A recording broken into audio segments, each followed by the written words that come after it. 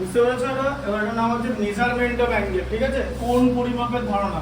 এই চ্যাপ্টারটার সঙ্গে বাকিগুলোর কোনো মিল নেই, মানে বাকিগুলো এটা ছাড়া হয়ে গেল কারণ যায় বলে, ঠিক আছে, কিন্তু এই চ্যাপ্টারের বেশ কিছু জিনিস আছে যেগুলো আলাদা করে শিখতে হবে, বুঝতে পেরেছো? হ্যাঁ, ওই বেসিক জিনিসগুলো বলে দিচ্ছি, তারপরে দেখি কতটা কি হয়। একটু পরে আমি ছেড়ে দেবো, আমার একটু কাজ আছে, বাড়িতে লোক তো কাজ করে।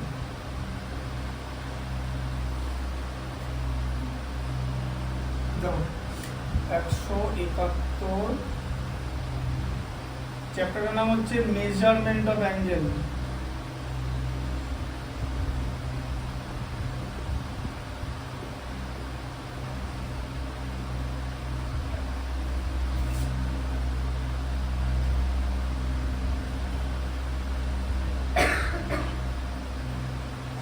কোণ পরিমাপের ধারণা, ঠিক আছে। প্রথম থেকে জিনিসটা ভালো করে শিখতে হবে যে ট্রাইগোনোমেট্রি শব্দটা কোথা থেকে এসেছে। ট্রাইগোনোমেট্রি, ট্রাইগোনোমেট্রি, ঠিক আছে। তাহলে ট্রাই অর্থ হচ্ছে 3, ট্রাই এটা মানে হচ্ছে 3, ট্রায়াঙ্গেল থেকে নিয়েছে। গণ, GON, গণ কথার অর্থ হচ্ছে কোণ, মানে হচ্ছে অ্যাঙ্গেল। হ্যাঁ, এই গণ মানে এরকম, যেমন ধরো এরকম যে পেন্টাগন, ঠিক আছে, পেন্টাগন, এই যে গণ লেখা আছে লাস্টে, দেখতে পাচ্ছ? পেন্টাগন এরকম এরকম একটা বাড়ি হচ্ছে পেন্টাগনে, দেখো 5টা সাইডে, দেখো 1টা 2টো, দেখো এই যে যটা ভার্টেক্স শীর্ষবিন্দু, যতগুলো শীর্ষবিন্দু ততগুলো বাহু, 5টা শীর্ষবিন্দু তো A থেকে E, তাহলে 5টা বাহু, দেখো AB BC CD DE AE, 5টা কোণ হবে, 1টা 2টো 3টে 4টে 5টা, ঠিক আছে। এই 5টা কোণের সমষ্টি কত? 5টা কোণের সমষ্টি হচ্ছে 2n-4 ইনটু 90 ডিগ্রি, ঠিক আছে। কি বলে? n সংখ্যক বাহু বিশিষ্ট বহুভুজের অন্তঃকোণের সমষ্টি 2n-4 সমকোণ প্লাস 8 গভর্নমেন্ট স্কুলে পড়ানো হয়। n সংখ্যক বাহু বিশিষ্ট বহুভুজ, বহুভুজ কাকে বলে? চতুর্ভুজ পেরোলেই বহুভুজ হয়ে যাবে, মানে পঞ্চভুজ, ঠিক আছে, বুঝতে পারলে? ঢুকলো মাথায়?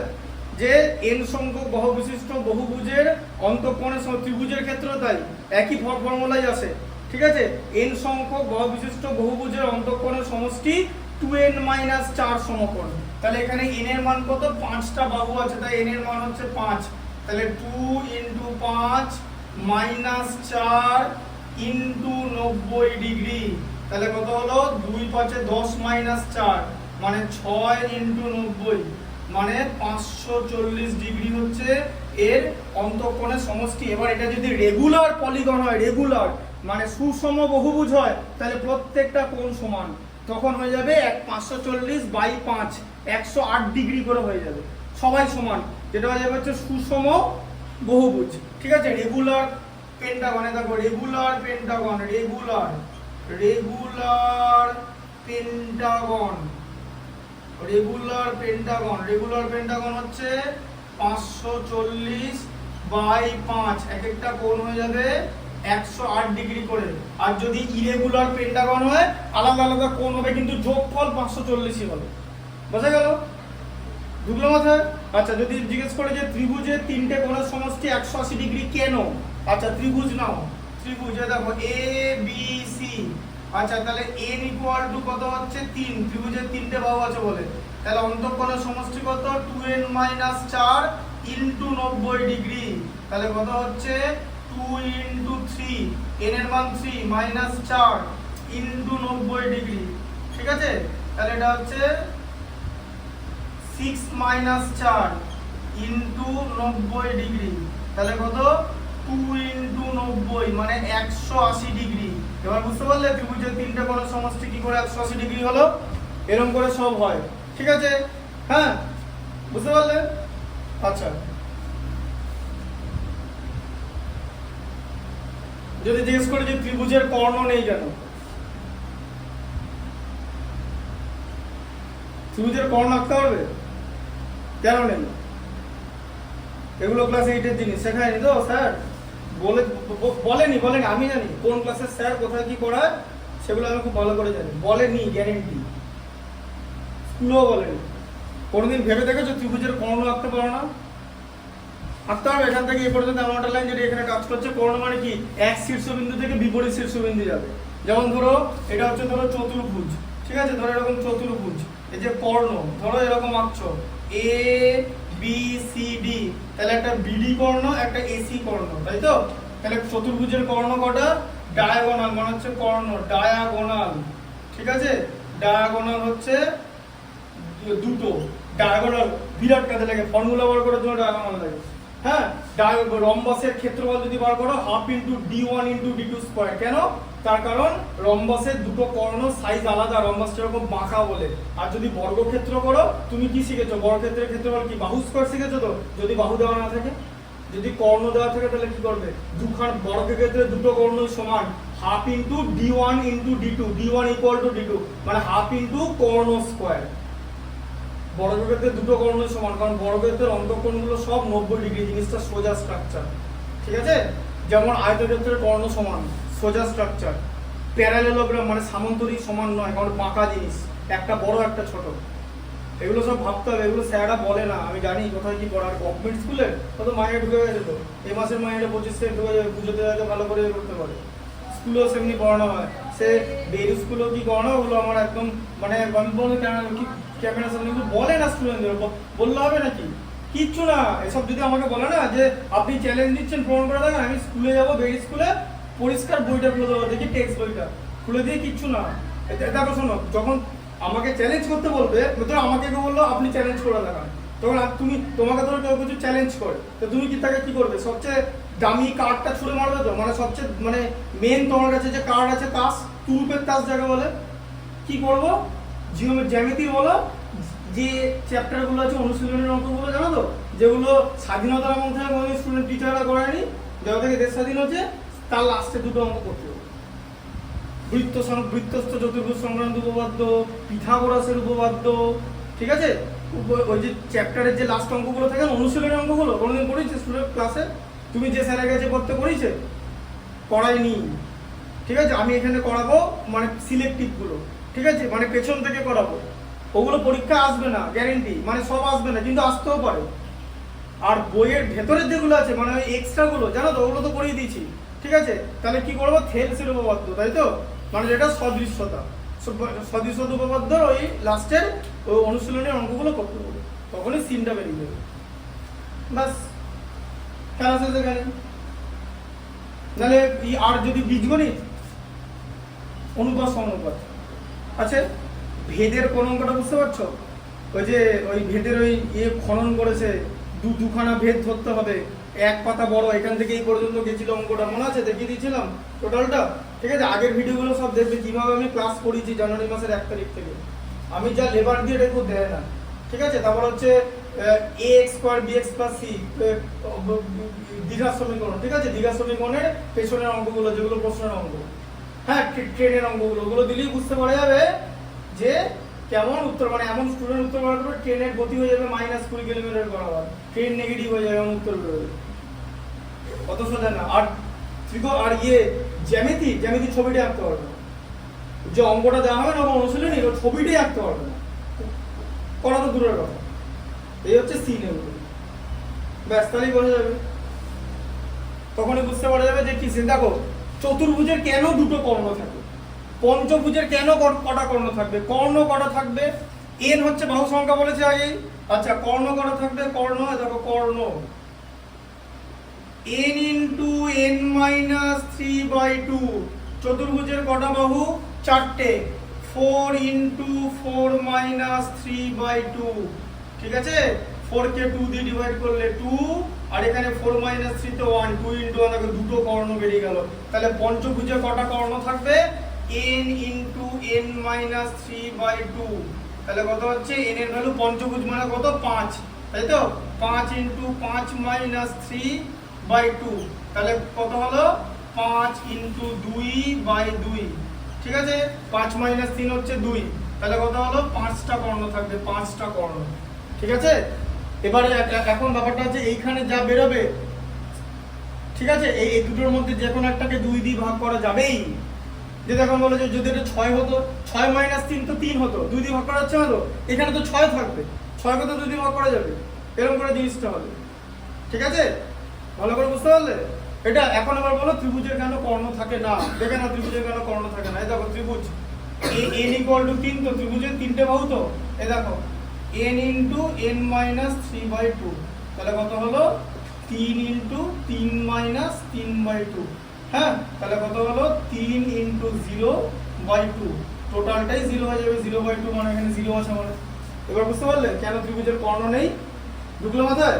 আচ্ছা, আর মেট্রি কথার মানে হলো মেজার, মানে পরিমাপ, মেজারমেন্ট। ঠিক আছে, এইভাবে ট্রাইগোনোমেট্রিটা আসে। ঠিক আছে, এভারেস্টে না গিয়ে এভারেস্টের উচ্চতা নির্ণয় করা যায় ট্রাইগোনোমেট্রি দিয়ে, সেটা রাধানাথ শিকদার করে দেখিয়েছে। রাধানাথ শিকদার বার করেছিল হচ্ছে 8850। ঠিক আছে, রাধানাথ শিকদার বার করেছিল 8850 মিটার, আর স্যাটেলাইটে যেটা বেরিয়েছে জিপিএস টিপিএস করে 8000 বা বাকি হিসাব করে 8848। দেখো 6 ফুট কম, মানে ধরো এতটা কম বার করেছে, কোন ব্যাপারে না এভারেস্টের তুলনা। বরফ পড়ে গেলে এটা কতটা বরফ পড়ে যাবে, বুঝতে পেরেছো? ঠিক আছে, তো এটা হচ্ছে ট্রাইগোনোমেট্রি, এরকম ভাবে এসেছে। হ্যাঁ, জ্যামিতি ট্রাইগোনোমেট্রি সব রিলেটেড, এক একটা অঙ্কের মধ্যে জ্যামিতি থাকবে, হ্যাঁ, সদৃশ্যতা থাকবে। সেখানে একটা অ্যাঙ্গেল জিজ্ঞেস করবে, বলে এই অ্যাঙ্গেলটার মান কত, ওই অ্যাঙ্গেলটা সমান, তুমি জানো কিন্তু তোমাকে করে দেখাতে হবে। টিচার বলে তুমি ভাবছো কেন, ওটা তো দেওয়া নেই, তাহলে তোমাকে সদৃশকোণী ত্রিভুজের মানে থেলসের উপপাদ্যটা প্রয়োগ করে দেখাতে হবে। ঠিক আছে, আবার এরকম যদি সমকোণী ত্রিভুজ আঁকা থাকে তখন লিখতে হবে যে সমকোণী ত্রিভুজের সমকৌণিক বিন্দু থেকে অতিভুজের ওপর অঙ্কিত লম্ব, মানে লম্ব অঙ্কন করলে লম্বের দুপাশে যে দুটো ত্রিভুজ তৈরি হয় তারা সবাই মূল ত্রিভুজের সঙ্গে সদৃশকোণী। এই উপপাদ্যটা করিয়েছিলাম। ঠিক আছে, ভালো করে জিনিসগুলো কিন্তু দেখতে হবে।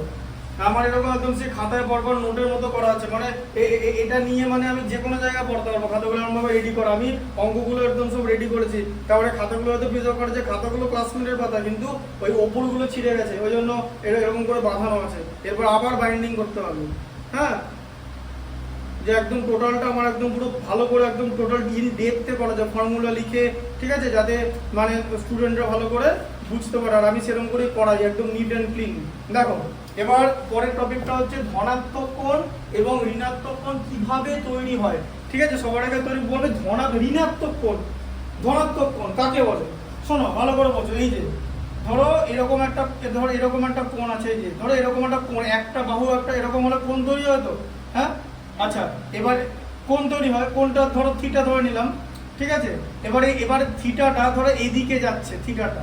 ঠিক আছে, মানে ধরো আমি এরকম একটা জিনিস করছি, এই জায়গাটা 0 তো, তুমি চাঁদা বসালে এখানে, তারপরে এরকম করে যাচ্ছ তো, এরকম করে যেতে যেতে বড় কোণ হচ্ছে তো, এরকম করে করছো তো।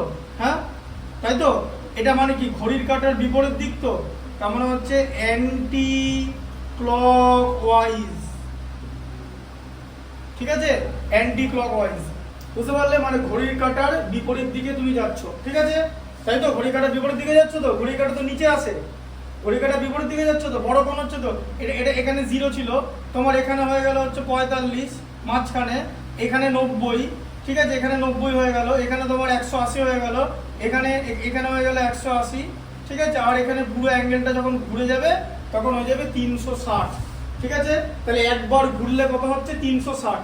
ঠিক আছে, তাহলে একবার ঘুরলে কত হবে 360 প্লাস থিটা। এই যে, ঠিক আছে, ঘড়ির কাঁটার বিপরীত দিকে যদি হয় তাহলে পজিটিভ কোণ, মানে হচ্ছে ধনাত্মক কোণ। এই যে ধনাত্মক কোণ তৈরি হবে। এটা ক্লাস 11 এগুলো আরো ডিটেলসে পড়ানো হবে। ঠিক আছে, ধনাত্মক কোণ মানে পজিটিভ, পজিটিভ অ্যাঙ্গেল। ঠিক আছে, আচ্ছা, আবার যদি সেম জিনিস হয়, এরকম যদি হয় যে এই দিকে আসছে, এরকম উল্টো দিকে যাচ্ছে, ঠিক আছে, মানে হচ্ছে ক্লকওয়াইজ আসছে, ক্লকওয়াইজ। ঠিক আছে, তাহলে যদি ক্লকওয়াইজ আসে তাহলে কি হয়ে যাবে, এখানটা লিখতে হবে মাইনাস। এই যে এটার আগে মাইনাস দিয়ে দিতে হবে, 360 প্লাস থিটা, তার আগে মাইনাস দিয়ে দিতে হবে। ঠিক আছে, ঋণাত্মক কোণ তৈরি হবে, নেগেটিভ অ্যাঙ্গেল তৈরি হয়ে যাবে। এরকম করে একবার ঘুরলে মাইনাস, একবার ঘুরলে এটা, দুবার ঘুরলে 360টা 2 দিয়ে গুণ হবে। ঠিক আছে, বুঝতে পারলে? এরকম করে তৈরি হবে। তারপর দেখতে হবে কোনটা ঘুরে ঘুরে কোন পাদ মানে কোয়াড্রেন্টে ঢুকেছে। ঠিক আছে, first quadrant, second quadrant, third quadrant, fourth quadrant. এটা কোঅর্ডিনেট জিওমেট্রি মানে স্থানাঙ্ক জিওমেট্রিতে পড়েছো, ঠিক আছে? হ্যাঁ, যে এটা হচ্ছে এক্স অক্ষ, এটা হচ্ছে ওয়াই অক্ষ, ঠিক আছে? এটা হচ্ছে ভুজ আর এটা হচ্ছে কোটি। হ্যাঁ, মানে হচ্ছে তোমার কি বলো, তোমার ভুজ আর কোটি বলে, বুঝতে পারলে এগুলোকে? এক্স আর ওয়াই অক্ষকে, ঠিক আছে? এক্স অক্ষকে বলে ভুজ আর ওয়াই অক্ষকে বলে হচ্ছে কোটি। মানে অ্যাবসিসা আর হচ্ছে অর্ডিনেট।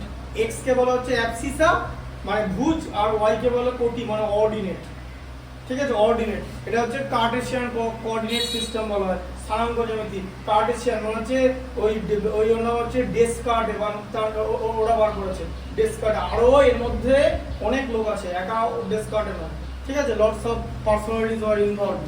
আচ্ছা, এটা বুঝতে পারলে ক্লকওয়াইজ অ্যান্টি ক্লকওয়াইজ এটা হয়ে গেল।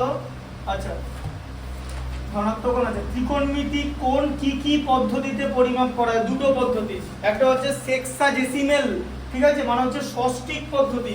কোণ পরিমাপ মানে যে মেজারমেন্ট অফ অ্যাঙ্গেল, দুটো পদ্ধতিতে করা হয়, ঠিক আছে? একটা হচ্ছে ষষ্ঠিক,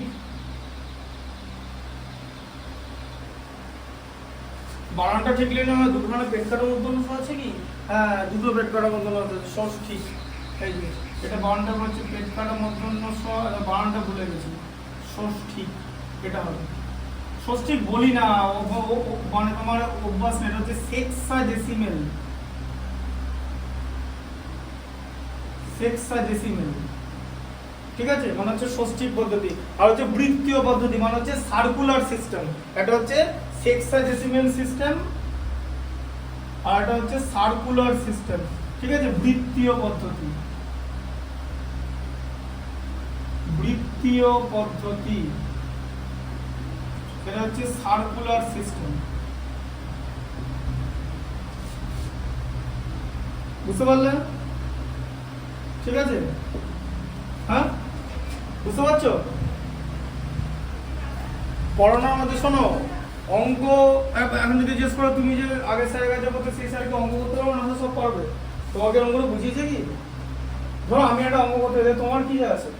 ধরো অঙ্ক তাড়াতাড়ি করে দিলাম, 10 সেকেন্ড, 12 সেকেন্ড, 5 সেকেন্ড, 1 সেকেন্ড, ঠিক আছে? বলো এটা এটা আচ্ছা, দুটো সমান 45, এটা হলো 60, তাহলে এটা 15, তো এরকম করে আমি বলছি। তোমার কিছু লাভ হচ্ছে? আমি কত তাড়াতাড়ি, এটা তো মানে it is not about pace. তুমি কোথায় যাচ্ছ মামা? হ্যাঁ, কিছু খেলতে যাচ্ছ নাকি? তাহলে বেরোচ্ছ? ও আচ্ছা, ঠিক আছে, জিজ্ঞেস করবো। আচ্ছা, ঠিক আছে, এটা বৃত্তীয় পদ্ধতি, সার্কুলার সিস্টেম, বোঝা গেল? তাহলে আমি কতটা জানি সেটা ম্যাটার নয়, ম্যাটার হচ্ছে আমি কোনটা তোমাকে ডেলিভার করছি। জানি অনেকে, কেন জানবে না? এগুলো কোনো একটা ব্যাপার, এগুলো জানা। আচ্ছা, তারপরে দেখো সেক্সাডেসিমেল সিস্টেম আছে। এবার হচ্ছে সেক্সাডেসিমেল সিস্টেমটা কিভাবে হয়। প্রথমে আমরা পড়বো হচ্ছে ষষ্ঠিক পদ্ধতি মানে হচ্ছে সেক্সাডেসিমেল সিস্টেম। সেক্সাডেসিমেল তোমাকে সবার আগে জানতে হবে 90 ডিগ্রিটা কি করে হচ্ছে, ঠিক আছে?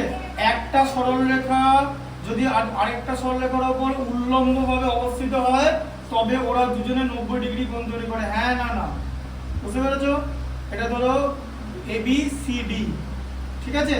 তাহলে এখানে হচ্ছে AB লম্ব CD, তাই তো? আর ধরো এটার নাম দিয়ে দাও O, তাহলে কোণ O হচ্ছে 90 ডিগ্রি, ঠিক আছে? এবারে 90 ডিগ্রিকে আমি যদি 90টা ভাগে ভাগ করে দিই তাহলে হয়ে যাবে হচ্ছে 1 ডিগ্রি, প্রত্যেকটা হচ্ছে 1 ডিগ্রি, ঠিক আছে? তাই তো? আবার ভূগোলে কি পড়েছো? 1 ডিগ্রি মানে 60 মিনিট, তাই পড়েছো তো?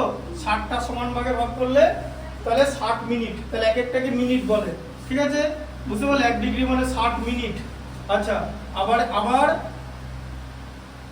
তাহলে আবার এই 60 মিনিটকে যদি আমি 60 দিয়ে ভাগ করি তাহলে পাবো হচ্ছে 1 মিনিট। আবার 1 মিনিট কি মানে কত? 1 মিনিট মানে হচ্ছে 60 সেকেন্ড, এই যে ডিগ্রি মিনিট সেকেন্ড, বোঝা গেল? ঠিক আছে, বুঝতে পারলে? ডিগ্রি মিনিট সেকেন্ড, তাহলে তাহলে 1 মিনিট মানে হচ্ছে 60 সেকেন্ড, তাই তো? সেকেন্ডে দুটো এরকম পড়বে, বোঝা গেল কনসেপ্টটা? এই পদ্ধতিকে বলে ষষ্ঠিক পদ্ধতি। তার মানে ধরো একটা কোণের মান হলো 52 ডিগ্রি 30 মিনিট 45 সেকেন্ড, এরকম যদি হয়, ঠিক আছে? বোঝা গেল কোণ পরিমাপ। হ্যাঁ, এটা 60 মিনিট পৌঁছালে কিন্তু এখানে ডিগ্রির খাতায় চলে যাবে, এটা 60 সেকেন্ড পৌঁছালে কিন্তু মিনিটের খাতায় চলে যাবে। যেরকম করে তোমরা ছোটবেলা ক্লাস 2-3 তে 3 4 ঘন্টা মিনিট সেকেন্ডের অঙ্ক করছো, তাই তো? করেছো তো?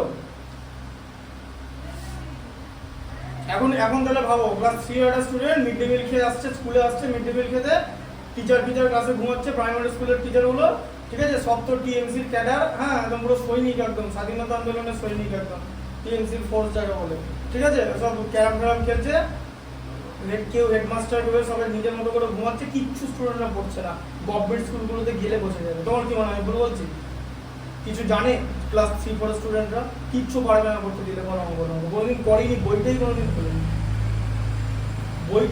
খোলেনি, তারপর তারা পাস ফেল নেই 8 পর্যন্ত, তাহলে 8 এ উঠে গেল, এই 8 পর্যন্ত পাস ফেল নেই, মানে 8 থেকে 9 উঠে যাচ্ছে, মানে একটা স্টুডেন্ট 9 এ উঠে যাচ্ছে। ভাবো তাহলে 9 এ মধ্যবিন্দু সংক্রান্ত অঙ্ক আছে, মিডিয়ান এবং মিড পয়েন্ট থিওরেম আছে, যেটা ম্যাথস গুলো ডিফিকাল্ট, ঠিক আছে।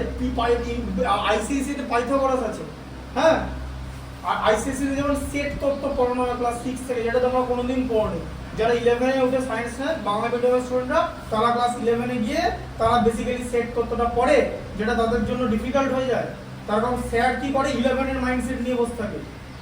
সো স্যারের কিছু করার নেই, 11 এর মাইন্ডসেট নিয়ে বসে থাকতে হয়, because it's huge syllabus.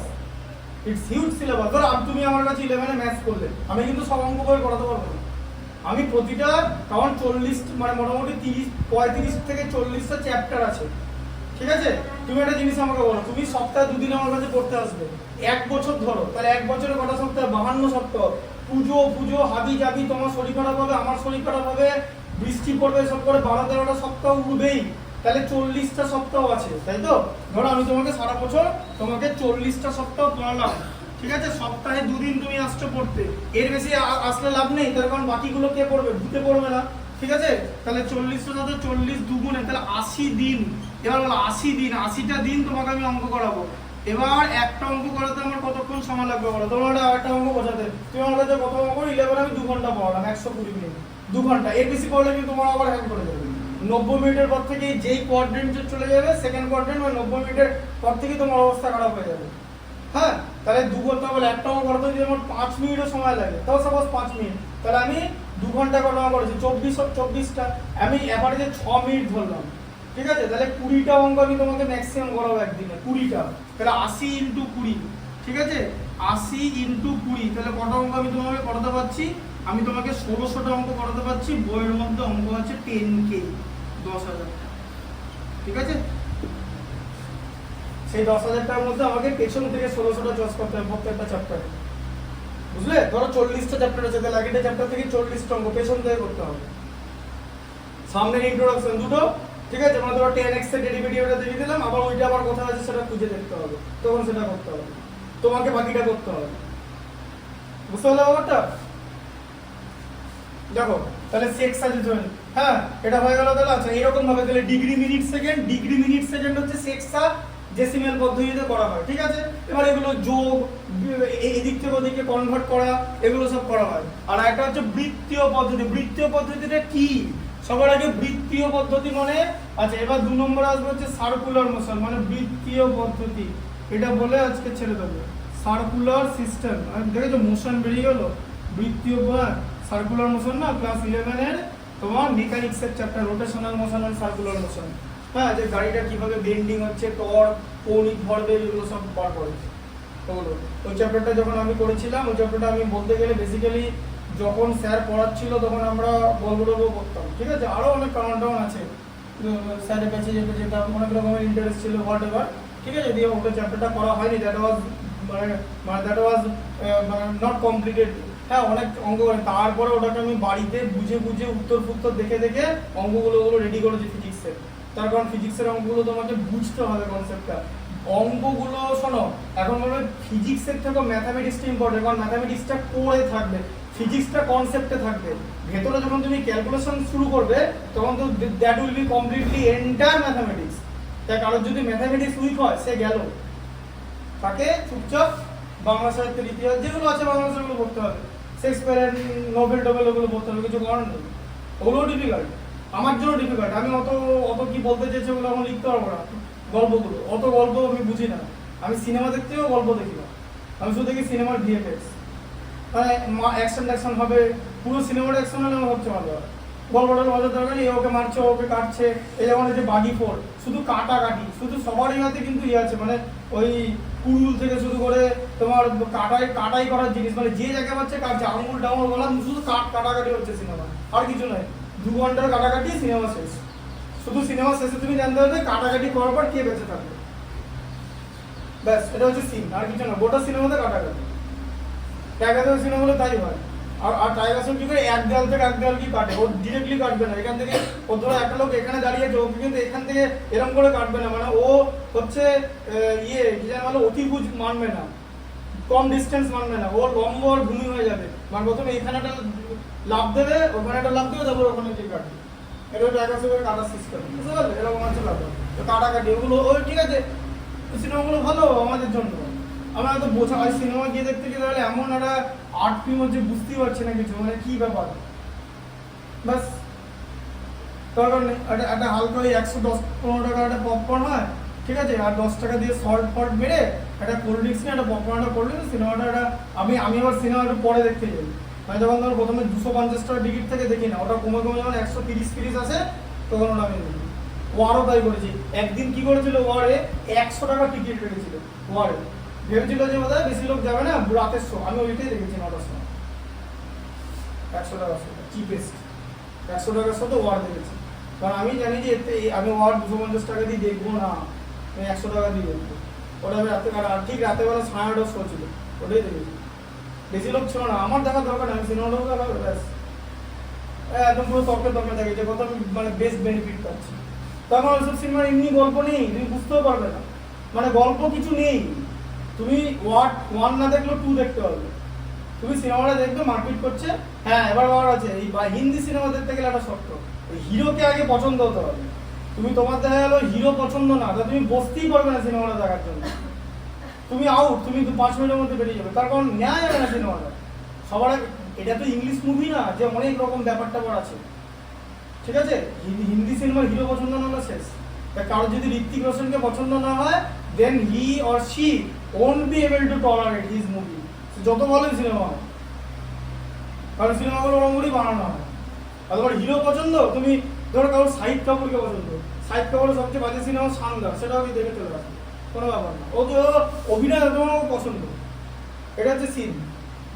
R Bangla cinema তো আরো খারাপ অবস্থা, ঠিক আছে, ওই সিনেমা হচ্ছে ভাই ডাকাতের, রঘু ডাকাত, তো সব ভালো সিনেমাটা দেখবে, রঘু ডাকাত সিনেমাটা বেরোবে, রঘু ডাকাত হচ্ছে ইংরেজদের বিরুদ্ধে লড়াই করছে, কালী পুজো করছে, সব ভালো হতো, তো আবার নায়িকাকে নিয়ে সিনেমা মাঝে ফরেন লোকেশনে চলে গেল, গানটা দরকার ছিল কি, ডাকাত ওই কনটেক্সটে গানটা চলে যে স্বাধীনতার লড়াই, ইংরেজদের হারাচ্ছি একটা জায়গায়, মানে একটা সিরিয়াস কন্ডিশন, ইংলিশ সিনেমায় সব গান নেই, ইংলিশ সিনেমায় গান নেই, মানে তুমি যদি একটা সিনেমা দেখো, ধরো mission impossible, first and furious, তোমার ওখান থেকে চোখ সরবে না, চোখ সরলে কে কাকে গাড়ি দিয়ে উড়িয়ে দিলে বুঝতে পারবে না। ধরো তুমি একটু আগে একজনকে গাড়িতে দেখছিলে, ঠিক আছে, ধরো তোমরা দুজন সিনেমাতে গেলে, একটু আগে দেখছিলে গাড়ি নিয়ে একজন একজনকে তাড়া করছে, ঠিক আছে, তুমি একটু এদিকে তাকালে একটা গল্প করো, ওই জায়গাটা নেই, উড়ে গেছে তার মধ্যে, মানে তোমাকে চোখ সরানো যাবে না। ইংলিশ মুভি এরকম, ইংলিশ মুভি হিরোর ব্যাপার না, ইংলিশ মুভি ভিএফএক্স, তোমার কি দেখানো হচ্ছে, ঠিক আছে, যেমন মার্ভেল কি করলো, সবাইকে নিয়ে সিনেমা করে, স্পাইডারম্যান, ক্যাপ্টেন আমেরিকা, এবার যারা মার্ভেলে যারা হিরো আছে, Captain America, Spiderman, Iron Man, Thor, MCU, সবার আলাদা আলাদা ফ্যান বেস আছে, মানে কারোর কেউ মানে ক্যাপ্টেন আমেরিকাকে ধরো আমার ভালো লাগে, কিন্তু আয়রন ম্যান থেকে বেশি না, তা আয়রন ম্যান আমার কাছে মার্ভেল 1 নম্বর, আবার ক্যাপ্টেন আমেরিকা কারোর কাছে 1 নম্বর, আমার কাছে কিন্তু আয়রন ম্যান মানে 1 নম্বর, ক্যাপ্টেন আমেরিকা 2 নম্বর, কারোর কাছে আয়রন ম্যান 2 নম্বর, মানে কি সবার আলাদা সেপারেট ফ্যান বেস আছে, থর থেকে শুরু করে, হ্যাঁ স্কারলেট উইচ থেকে শুরু করে, ঠিক আছে, আমি ওগুলো বেশি দেখি, তার কারণ ওই গল্পগুলোর সঙ্গে আমি কানেক্টেড, হ্যাঁ আমি ছোটবেলা থেকে গল্পগুলো দেখে আসছি, I have been followed them, ঠিক আছে, I have been following them অনেক আগে থেকে, 2006-7 সাল থেকে দেখে আসছি, ঠিক আছে, আয়রন ম্যান সবকটা দেখেছি, আয়রন ম্যান 1, 2, 3 থেকে টোটাল গল্পটা জানি। এবার ওই গল্পগুলোর ব্যাপারটা হচ্ছে, ধরো তুমি আয়রন ম্যান 3 যদি দেখো, কিছু দেখার দরকার নাই, তুমি ওখানে সিনেমেটিক ভিউটা দেখাবে, তুমি সিনেমাটা বসে দেখতে পাবে, কিন্তু এবার তুমি ভাবো যে আয়রন ম্যান মানে মার্ভেল, ধরো আয়রন ম্যান হঠাৎ করে বাংলা সিনেমা বললো যে দেব আয়রন ম্যানের চরিত্র করবে, তাহলে কি সিনেমার প্রোডাকশনই বন্ধ করে দেবে, এবার ওই যে ফ্যান বেসটা ওরা তৈরি করতে পারবে না, এটা হচ্ছে ব্যাপার। তারপরে যে ক্যাপ্টেন আমেরিকা থেকে শুরু করে ওই জিনিসগুলো, ওদের ওই যে ওই ইংলিশ মুভিগুলো, ব্যাটম্যান, যারা সব নোবেল মানে ওরা অস্কার পাওয়া তোমার ডিরেক্টর ক্রিস্টোফার নোলান, হ্যাঁ ঠিক আছে। তারপরে হচ্ছে জ্যাকুইন ফিনিক্স মানে মরণোত্তর অস্কার পেয়েছিল, তার সিনেমার ডায়লগ কপি করেছে ওয়ার মুভিতে নটরাজ জুনিয়র মানে এনটিআর। ওই এই 5 ফুট 3 ইঞ্চি না 4 ইঞ্চি হাইট, ও সিনেমার হিরো হয়ে গেল, ঠিক আছে। ভিএফএক্স এর মতো একটা বডি বানিয়েছে, সেরকম ছোট ছোট ছোট বিস্কুটের মতো প্যাক এঁকে দিয়েছে ভিএফএক্স, আরে পুয়ার কোয়ালিটি তো, ঠিক আছে। আর যে ডিরেক্টর করেছে সে অতীব পাকা, ও আর কি করে বলে হাই ফাই ইউজ করবে, কিন্তু করতে গিয়ে সবচেয়ে বাজেও করে। ওই অয়ন মুখার্জি বলে বাঙালি পরিচালক, সব ওই কোনো সিনেমা চলে না। ওয়ার 2 ওর জন্য শেষ হয়ে গেছে পুরো সিনেমাটা। কিন্তু ইংলিশ মুভিতে তুমি যদি দেখো তোমার মানে সিস্টেম দিয়ে আলাদা, মানে তোমাকে ওরা এক একটা জায়গায় তোমাকে ওরা টানবে। মানে ধরো আয়রন ম্যান 1 কিন্তু ন্যানো টেকনোলজির আয়রন ম্যান নেই, তাহলে আয়রন ম্যান 1টা আমরা দেখি কেন? একদম পুরো পিওর র হাইড্রোলিকের সাউন্ড, যে ইঞ্জিন মেশিনটা ঘুরছে, ঠিক আছে, একদম হাইড্রোলিকের সাউন্ড। তারপরে আয়রন ম্যান কি করে টেরারিস্টদের মারলো, ওখানে গল্পগুলো দেখাচ্ছে, যে সিনটা বানিয়েছে একদম পুরো হাইড্রোলিকের, মেশিন থেকে গুলি বেরোচ্ছে, ঠিক আছে, মেশিনটা তৈরি হচ্ছে, মার্ক 42 বানানো হচ্ছে, পুরো হাইড্রোলিকের অরিজিনাল র কোয়ালিটির সাউন্ড। এটা হলো। আবার যদি তুমি ইনফিনিটি ওয়ার দেখো 2019-এ, ইনফিনিটি 2017 বা এন্ডগেম দেখো, ওখানে হচ্ছে ন্যানো টেকনোলজি ট্রান্সফার, ওখানে আবার আয়রন ম্যানের ন্যানো টেকনোলজি। তার মানে কি বিভিন্ন রকম ব্যাপার হয়ে গেল। তাহলে এবারে তুমি তোমার দুটো আয়রন ম্যানই পছন্দ, ঠিক আছে। হাইড্রোলিক মেশিন মানে যেটা তোমার একদম মার্ক 42 ছিল, আবার তোমার যেটা মানে মার্ক 7 যেটা বানিয়েছে সেটা আবার তোমার পছন্দ হবে। স্পাইডারম্যান থেকে শুরু করে ক্যাপ্টেন আমেরিকার যে কোনো লুক, ও যখন মানে ক্লিন শেপ আছে তখন তোমার ভালো লাগবে, আবার ও যখন দাঁড়িয়ে আছে তখনও ক্যারেক্টারটাকে ভালো লাগবে। মানে একটা আলাদা আলাদা ক্যারেক্টার নিয়ে মার্ভেল কাজ করে। তারপরে থর, ঠিক আছে, এমনকি যারা ভিলেন তাদেরও তোমার পছন্দ হবে। যখন ওই সিনেমা যখন হেলা যখন হাতুড়িটা ভেঙে দিল, ওই সিনটা ফাটাফাটি করেছে, ঠিক আছে। রোগ নাটক আমরা দেখতে গেছিলাম, রাত্রেবেলা কলকাতা দেখতে গেছিলাম তখন, হ্যাঁ। তো এইগুলো একটা ইংলিশ সিনেমা অনেক ভালো সিনেমা, তার কোয়ালিটি আছে। এবার বাংলা সিনেমা কি ওই লঘু ডাকাত বলতে গিয়ে বারবার লঘু ডাকাত বলছে, তোতলা তো লঘু লঘু লঘু ডাকাত বলছে, লঘু বলতে গিয়ে, ঠিক আছে। তো যে তোতলা দেবে লঘুকে লঘু বলবে, হ্যাঁ। আর যে নায়িকাটা ও ছৌ নাচকে বলছে, ওই ছৌ নাচ হতো পুরুলিয়া টুরুলিয়া ছৌ, ওটাকে বলছে ছাউ, ঠিক আছে। একটা ছেলে লিখেছে ভাগিস চাউ বলেনি, হ্যাঁ। তো ওরা দুজনে ফটো করে সিনেমা করতে গিয়ে ফরেন লোকেশনে চলে গেল। তাহলে এই যে বাংলা সিনেমার মাঝে মাঝে গানগুলো দেওয়া, ঠিক আছে, হ্যাঁ। তারপরে যে রক্ত বীজ, ওরা সিনেমা করতে গিয়ে একটা গুরুত্বপূর্ণ কেস চলছে, তার মধ্যে আবির আর ওরা দুজনে ফরেন লোকেশনে চলে গেল, যে নায়িকা একটু আগে পুলিশ অফিসার ছিল, আবার বিকিনি করে নাচছে। এরকম বাংলা সিনেমার একটা সিন কোথা থেকে কোথায় চলে গেল, মানে কোনো জিনিস লিঙ্ক নেই, যে আমার ভিজুয়াল নষ্ট হচ্ছে, আমার কন্টিনিউশন হচ্ছে না, বুঝতে পারলে। আর ধরো ফাস্ট অ্যান্ড ফিউরিয়াস ফ্র্যাঞ্চাইজি, কি ফ্র্যাঞ্চাইজি, ওটা তো শুধু 4 হুইলারের চেস সিন, 2 হুইলারের চেস সিন, বেসিক্যালি 4 হুইলার। আর 4 হুইলার গুলো সব ওদের সব V6 V8 V12 ইঞ্জিনের গাড়ি। ওগুলো এখানে যে গাড়িগুলো দেখো, মারুতি সুজুকি ব্যালেনো অল্টো সব গাড়ি না, এই বড় বড় সাইজের গাড়ি, ডট চার্জার, ফর্মুলা 1 এসবের সব গাড়ি এখানে, ঠিক আছে। এই যে ফর্মুলা 1 সিনেমাটা তৈরি হয়েছে, অ্যাপেল বানিয়েছে সিনেমাটা, মানে অ্যাপেল কোম্পানি যাদের আইফোন, ঠিক আছে, ফর্মুলা 1, হ্যাঁ। ফর্মুলা 1 এর গাড়ি দেখছে, মানে যে রেসিং গাড়িগুলো যেগুলো ফর্মুলা 1 এর রেসিং কার হয়, তো ওটা এত লোককে টানছে কেন? তার কারণ ওগুলো ইয়ং জেনারেশন দেখতে ভালোবাসে। আর এখানে বাংলা সিনেমা হচ্ছে জিৎ ওই একটা RS নিয়েছে, পুরোনো RS, আর R15 নিয়ে রেস করছে, ঠিক আছে, স্প্লেন্ডার নিয়ে রেস করছে, হ্যাঁ। প্রত্যেকে বলিউডের যেমন কিছু কিছু সিনেমা অন্তত ভাই ব্যাংক ডাকাতি করতে গেছে, ভাই খুব ভালো করেছে, অন্তত হায়াবুসাটা নিয়ে গেছে।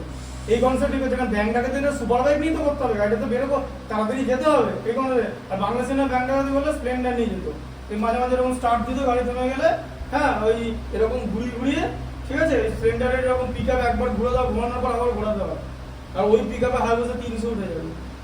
তাহলে এই যে ইয়ং জেনারেশন যারা 2000 সালের সিনেমা ধুমটু, তাহলে 2000-এও কেউ তো 30 বছর বয়স ছিল, কারোর তো 25 বছর ছিল, কেউ তো কলেজ স্টুডেন্ট ছিল। তাহলে যখন ওই রেসটা শুরু হলো, জন আব্রাহাম এলো হায়াবুসাটা করে, আর সিনেমা হাততালি দিল, তখন আমার 7 বছর বয়স মাত্র, ধুমটু যখন রিলিজ হয়েছে, ঠিক আছে। তারপরে যে আমি পরে দেখেছি ওটা, তারপরে যে নাইট্রোটা বেরোলো হায়াবুসাটা, ঠিক আছে, যে নাইট্রোটা বেরিয়ে ওই গাড়িটা আরো স্পিডে চলে গেল, যে একটা হায়াবুসাটাকে দেখানো হচ্ছে, হ্যাঁ, বা কিভাবে গাড়ির জিনিসগুলো, তো এগুলো হচ্ছে থ্রিল। সেই এলিমেন্টগুলো যদি থাকে তাহলে আমি সিনেমা দেখব। এবারে সেই এলিমেন্টগুলো না থাকলে সিনেমাটা বাজে। আদারওয়াইজ বাকি গল্প যারা বোঝে তারা বুঝবে, বিভিন্ন রকমের দর্শক থাকে, তবে আলটিমেট ইংলিশ মুভিতে যেগুলো দেখায় টোটালটাই কিন্তু এন্টারটেইনমেন্ট, কারণ ওরা জানে যে ওরা ওদের যে দর্শক যারা মানে যারা অডিয়েন্স তাদের নিয়ে ওরা কাজ করে অনেক বেটার রিসার্চ কোনগুলো দেখতে চায়, এটা হচ্ছে ব্যাপার, সেই জায়গাটা হচ্ছে বুঝতে হবে। দেখো আচ্ছা এটা বলে দিই, সার্কুলার সিস্টেম, তুমি প্রথমে একটা বৃত্ত আঁকবে, যেটা বৃত্ত আঁকলে ঠিক আছে, হ্যাঁ বৃত্ত আঁকলে বৃত্তর কেন্দ্র এটা, ঠিক আছে তাই তো। দেখো আচ্ছা এটা যদি কেন্দ্র হয় তাহলে ব্যাসার্ধ এটা হবে তো, হ্যাঁ আচ্ছা এটাও ব্যাসার্ধ হবে তো, হ্যাঁ আচ্ছা এবার বৃত্তস্থ কোণ কাকে বলে জানো? বৃত্তস্থ কোণ মানে বৃত্তস্থ কোণকে রেডিয়ান বলা হয়, এই যে এই কোণটা ঠিক আছে, ও কেন্দ্রীয় বৃত্ত 1 রেডিয়ান কাকে বলে জানো? এটা ব্যাসার্ধ আর এটাও আর, আর এই যে বৃত্ত চাপটা তুমি অঙ্কন করবে ধরো এবি, এই এবিটাও আরই হতে হবে, মানে ব্যাসার্ধের দৈর্ঘ্যের সমান দৈর্ঘ্য বিশিষ্ট বৃত্তচাপ বৃত্তের কেন্দ্রে যে কোণ উৎপন্ন করবে তাকে আমরা রেডিয়ান বলবো, রেডিয়ান 1 রেডিয়ান কোণ উৎপন্ন করে, 1 রেডিয়ান, রেডিয়ানকে সি বলা হয়, ও এই কোণটা হবে হচ্ছে 1 রেডিয়ান, মানে বৃত্তের মানে ব্যাসার্ধের দৈর্ঘ্যের সমান দৈর্ঘ্য বিশিষ্ট বৃত্তচাপ মানে হচ্ছে আর্ক, আর্ক মানে হচ্ছে বৃত্তচাপ, যে কোণ উৎপন্ন করবে তাকে 1 রেডিয়ান বলবো, 1 রেডিয়ান। আর আমরা কি জানি পাই রেডিয়ান, পাই রেডিয়ান মানে হলো 180 ডিগ্রি, তাহলে 1 রেডিয়ান কত হবে? 180 বাই পাই হয়ে যাবে, এটা হচ্ছে একটা ধ্রুবক মানে কনস্ট্যান্ট, ঠিক আছে এটা হচ্ছে ধ্রুবক, হ্যাঁ কারণ 180 বাই পাই, ঠিক আছে। এই যে তুমি জানতে এরকম তোমাদের আছে বইয়ের মধ্যে ছিল, ঠিক আছে, ধরো এরকম সাইন পাই বাই 3 মনে পড়ছে, হ্যাঁ এই সাইন পাই বাই 3 মানে পাই মানে হচ্ছে 180 ডিগ্রি বাই 3 মানে এটা হয়ে যাবে হচ্ছে সাইন 60, যার ভ্যালু হবে হচ্ছে √3/2। এবার রেডিয়ান একটা ধ্রুবক কোণ মানে 1 রেডিয়ান, সেটা পরের দিন প্রমাণটা দেখাবো, ঠিক আছে বোঝা গেল, সেটা পরের দিন আরো, কারণ এটা উপপাদ্য আছে, উপপাদ্যটা প্রমাণ করতে হবে, ঠিক আছে। রেডিয়ান ধ্রুবক, আর এভাবে কি করে রেডিয়ানটা আসছে, হ্যাঁ রেডিয়ান আর ডিগ্রির সম্পর্কটা আমি তোমাকে করিয়ে দিলাম, পাই রেডিয়ান মানে 180 ডিগ্রি, এই জায়গাটা থেকে পরের দিন শুরু হবে যে প্রমাণ করো রেডিয়ান এটি ধ্রুবক কোণ, এটা পরীক্ষা আসতে পারে, আর তারপরে মেন ম্যাথমেটিক্স গুলো অনুশীলন এটা শুরু করাবো, ঠিক আছে, ডিগ্রি মিনিট সেকেন্ডের ম্যাথমেটিক্স গুলো, বোঝা গেল।